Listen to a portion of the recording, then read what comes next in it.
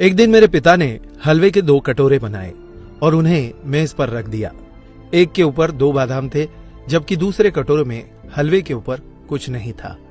फिर उन्होंने मुझे हलवे का कोई एक कटोरा चुनने के लिए कहा, क्योंकि उन दिनों हम गरीबों के घर बादाम आना मुश्किल था। मैंने 2 बादाम वाले कटोरे को चुना।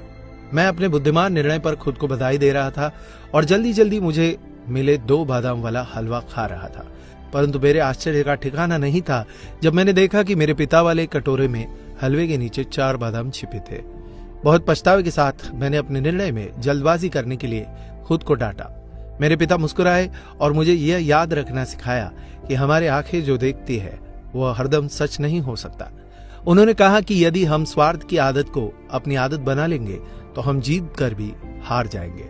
अगले दिन मेरे पिता ने फिर से हलवे के 2 कटोरे पकाए और टेबल पर रखे। एक कटोरे के शीर्ष पर 2 बादाम और दूसरा कटोरा जिसके ऊपर कोई बादाम नहीं था। फिर से उन्होंने मुझे अपने लिए एक कटोरा चुनने के लिए कहा। इस बार मुझे कल का संदेश याद था, इसलिए मैंने शीर्ष पर बिना किसी बादाम वाली कटोरी को चुना। परंतु मेरे आश्चर्य करने के लिए इस बार इस कटोरी के नीचे एक भी बादाम नहीं छिपा था। फिर से मेरे पिता ने मुस्कुराते हुए मुझसे कहा, मेरे बच्चे, हमें हमेशा अनुभवों पर भरोसा नहीं करना चाहिए, क्योंकि कभी कभी जीवन हमें धोखा देता है या हम पर चालें खेल सकता है। स्थितियों से कभी कभी ज्यादा परेशान या दुखी न हो, बस अनुभव को एक सबक के रूप में समझो जो किसी भी पाठ्य पुस्तकों से प्राप्त नहीं किया जा सकता। तीसरे दिन मेरे पिता ने फिर से हलवे के 2 कटोरे पकाए। पहले 2 दिन की तरह एक कटोरे के ऊपर 2 बादाम और दूसरे के शीर्ष पर कोई बादाम नहीं।